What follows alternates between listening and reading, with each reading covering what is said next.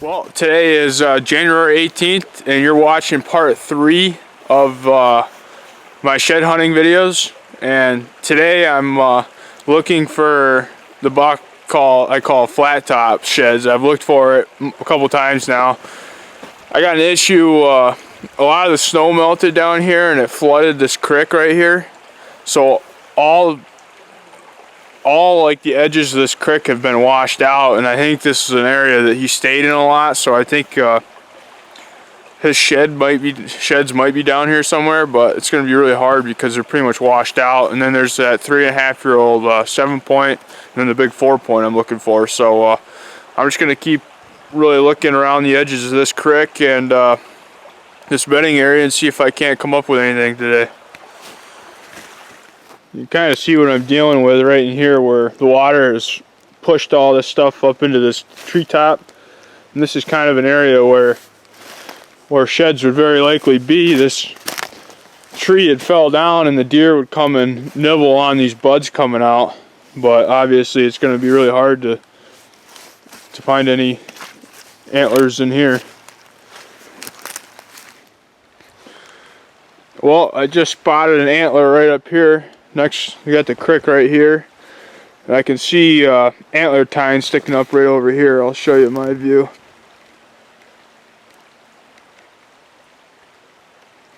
Let's go up and take a look at it.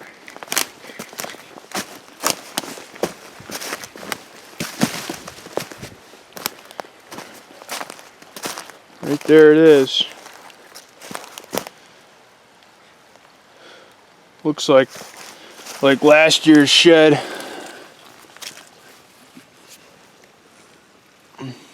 I think I know what buck this is. This is the big 7-point this year. So this is his horn as a 2.5-year-old right here. Definitely last year's shed.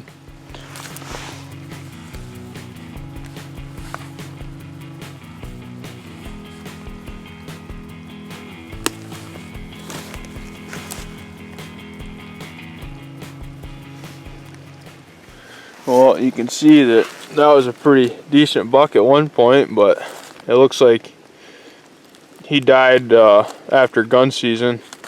Looked like he already shed his antlers when he had passed away. Most likely he suffered a wound during the hunting season and made it all the way during the winter and couldn't make it through the winter. But too bad to see that. Just think he would have had an antler on it just like that.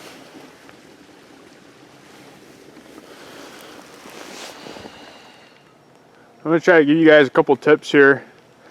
I was walking through the woods, and from quite a ways away, I seen that this pine tree had snapped off and fell down right here.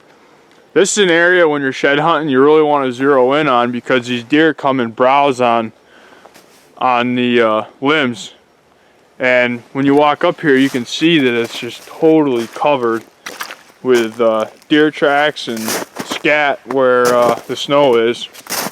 And you can actually see where the deer had chewed these limbs off. But this is an area you really want to look for when you're shed hunting in the woods. If you see a tree that had blown down through the winter, I'd suggest going over there and really looking hard for sheds around it. I walked around this tree 3 times and didn't find any sheds, but it's definitely an area that they would be. I'm kind of surprised there isn't any under here, because the deer, especially the bucks, get their head up in these branches and their antlers can get caught up, and if they're ready to go, they'll come right off. What's up, YouTube? You guys have been watching part 3 of my shed hunting videos from this season.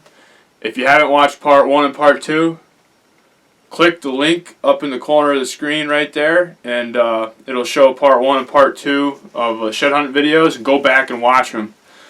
And then it'll lead you in to this video where I find the matching other side to this 1.5-year-old 8-point that I see a couple times in Cherry Ridge, and Kaylee passed him up. As you can see on this video right here, he came out while she was muzzleloader hunting, and she decided not to shoot him with my brother Monty.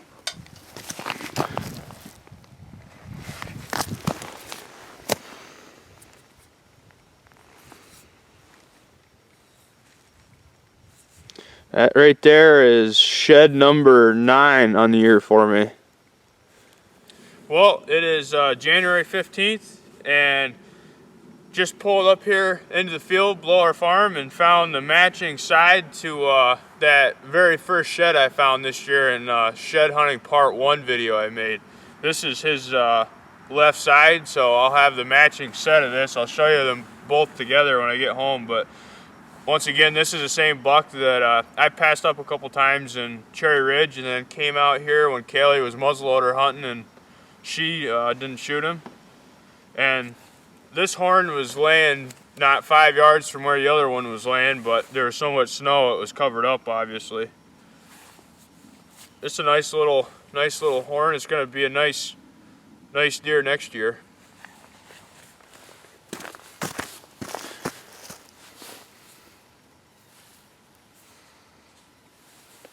I hope you guys enjoyed this video, and we'll have Shed Hunting Part 4 coming soon. I've been pretty busy lately. School started back up, so I got this stuff causing time issues. But hopefully all this schooling pays off someday. We will find out, won't we? But I know you guys are probably wondering, why do you have a sword in your gun cabinet? Good question. I don't know why I have a sword, but I do. It's cool. But the other thing I was going to show you guys, I know a lot of you guys follow my Snapchat, and if you don't, you can check out the Snapchat thing right there and add Kill 'em Outdoors. But a lot of you guys followed me redoing my Versamax. Here's my Versamax right here. As you knew, it was like turning white. All the camo dip was pretty much worn off. The gun looked white, so I couldn't take it anymore. It was sticking out like a sore thumb when we were hunting.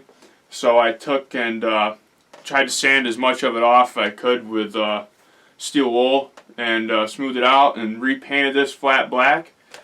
I left this part right here because you got the serial number and the Remington thing on there. I didn't want to cover all that up, and the camo still looks pretty good right there, but turned out pretty nice.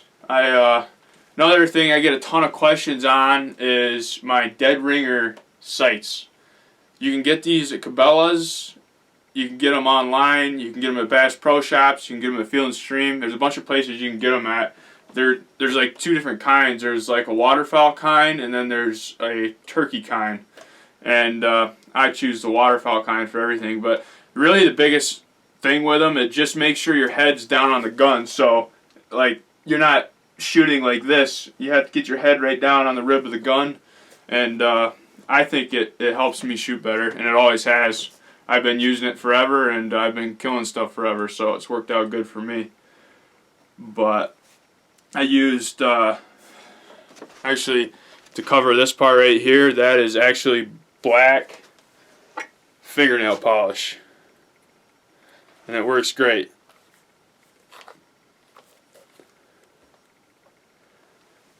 But I hope you guys enjoy this video. I'm actually my next video is going to be on my drone setup. I've got a whole bunch of questions asking what drone I use and where I got it and how much it was and what camera's on it and this, that, and everything else. So I'm going to do my next video. I'm going to tell you all about my drone. So I hope you guys enjoyed this video. And if you did enjoy it, go down and smack the like button. Just press it really hard, you know, like with authority. Hit the like button. And there will be a shed hunting part 4 video. I will keep walking until I find it. Right now we have a whole bunch of snow out there, so I'm pretty well screwed. And school is also a problem, as I said before, but don't worry, I'll absolutely put shed hunting over school. So all my followers, don't worry about it. School will not cause any video issues. Until next time, take it easy.